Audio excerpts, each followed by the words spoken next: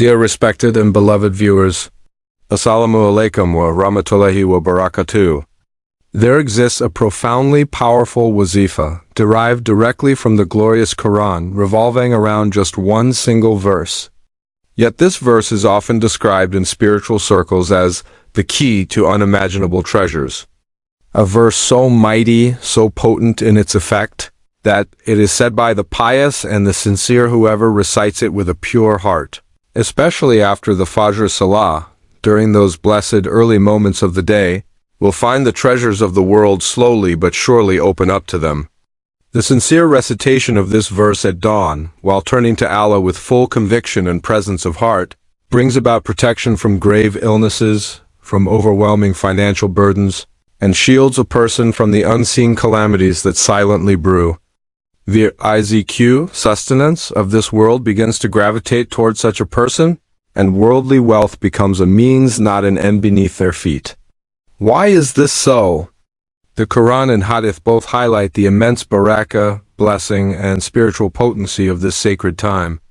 The Prophet Muhammad, may peace and blessings be upon him, once beautifully stated that the dhikr, remembrance, of Allah during the early hours of dawn brings blessing for the rest of the day. It brings calm to the soul, tranquility to the heart, and divine support in both seen and unseen matters.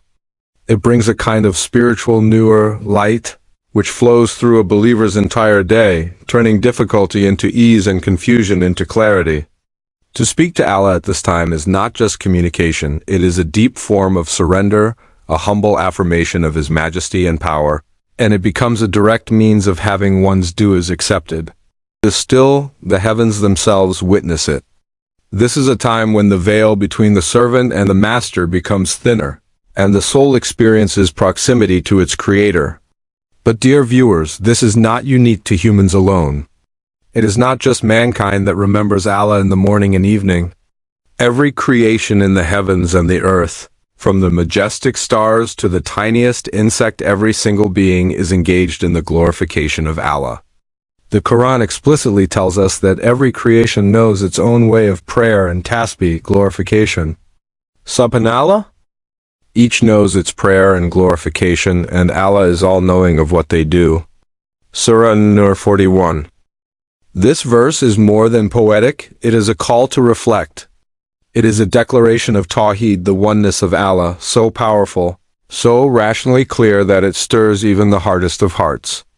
From the angel in the heavens who never stops bowing, to the mountain standing firm in stillness, everything around us, whether we perceive it or not, is caught in the rhythm of divine remembrance. Humans, being the most honored of all creation, are a combination of the worship styles of every other being. The various physical movements found in nature, birds flying, animals pacing the earth, trees standing firm, and even the stillness of the mountains are mirrored in our salah, prayer. When we stand in qiyam, it reflects the firmness of trees. When we bow in ruku, we emulate the humility of the mountains. When we fall in sujud, we resemble the insects that crawl humbly across the earth. And when we rise again, we mirror the balance of nature and the rhythm of the universe itself. Even the shadow of a person, whether he chooses to worship or not, still prostrates to Allah during morning and evening. Shadows do not rebel. They obey naturally. They fall into sujud while many humans choose arrogance. Every creature has been taught its method of worship directly by the Creator Himself. And though we do not understand, Allah does. He alone comprehends the praise, the glorification, and the heartfelt tasbih of each of His creations. The voice you selected does not support this language. Please click the upper right corner to switch to another voice. He replied, they are praising and glorifying their Lord and asking for their sustenance. Subhanallah. Animals with no human intellect engage in tasbih and seek rizq from their Lord through praise. Look at the animal kingdom. Study it. Reflect. Even the seemingly insignificant creatures display a level of intelligence and divine guidance that puts man to shame. The spider spins a web of such delicate intricacy that even human engineers cannot replicate it with the same balance of strength and flexibility. The bear, when hunting, shows remarkable patience. It lies still, calculating the movements of its prey, and attacks with precision. The honeybee, under the command of a queen, constructs geometrically perfect hexagonal hive structures so advanced that architects and engineers marvel at them. The crane, a bird with long legs and sharp vision, can fly over continents and remember another crane's voice even after years. Allah, the All-Wise, has infused each creature with a consciousness suited to its purpose. Did you know that? A cheetah bitten by a snake immediately looks for human vomit, which acts as a cure. A turtle knows which wild herb to consume to neutralize snake venom. A mongoose runs to the herb carob after being bitten by a snake. A battle rooster, when wounded, instinctively eats jarjir to recover. Even the woodpecker, a tiny bird that pecks trees for a living, keeps its nest clean. When its chicks defecate inside, it immediately removes the waste with its beak. And once the chicks grow older, it trains them to relieve themselves outside the nest. Such is the divine order placed even in birds. Ants, perhaps the most underrated creatures in creation, display mind-blowing intelligence. Scientists discovered that ants have their own cemeteries, their own governments, and a sophisticated system of communication. They walk in organized lines. If an ant enters foreign territory, it retreats. If intruders are detected, they're removed. If one ant dies, others pick it up and bury it. Even the hedgehog with its spikes can sense weather changes before humans. The mouse builds 4 exits in its burrow so that if a predator enters, it always has a backup escape. The ostrich can pass red-hot metal through its body without harm. Each of these traits isn't randomness, it's design. Divine, intelligent design? The voice you selected does not support this language. Please click the upper right corner to switch to another voice. They testified, "The Lord who granted animals intelligence to survive can surely teach them how to glorify Him." But this reality is not limited to living things. Even inanimate objects praise Allah. Once, when the Prophet Muhammad passed by Mount Uhud, he said, "This is a mountain that loves us and we love it." A stone in Makkah used to greet him with salams before prophethood. And the dry date palm trunk in Masjid al-Nabawi, which cried like a child when the Prophet began delivering sermons from a newly built pulpit.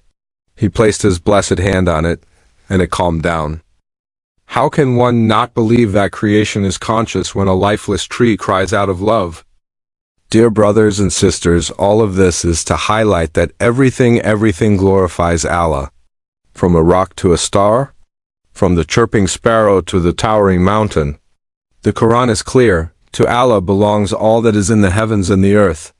He created each with knowledge and purpose, and He is fully aware of what each one does. If all of creation sings His praises, then is it not our obligation as the most honored beings to also remember and glorify Him? This world is temporary, a brief stop before the eternal life ahead. What we do in these short years will echo forever. Every action will be brought to account. Every remembrance will be rewarded. Every moment wasted will be questioned. Our Prophet Muhammad said in a beautiful hadith, "Whoever remembers Allah in the morning, Allah will remove hardship from their day and protect them from the evil of Shaitan." So if you sincerely begin your day every day with this one Quranic verse, recited after Fajr prayer, know this: Allah will be pleased with you, and you will find the treasures of this world and the next unfold before you, by His permission. Pious scholars have confirmed, this verse unlocks the Rizq of the heavens and the earth. It acknowledges Allah's supreme power. It confirms His wisdom, His knowledge, and His lordship over everything. The noble companion Abdullah ibn Madad narrated that the Prophet Muhammad said, "Whoever recites, indeed, Allah is over all things competent. Surah Al-Baqarah 20 will see doors of blessings open for him." Subscribe to our channel and press the bell icon to stay updated with more inspiring Islamic content. Like, share, and comment to support our work and spread the message.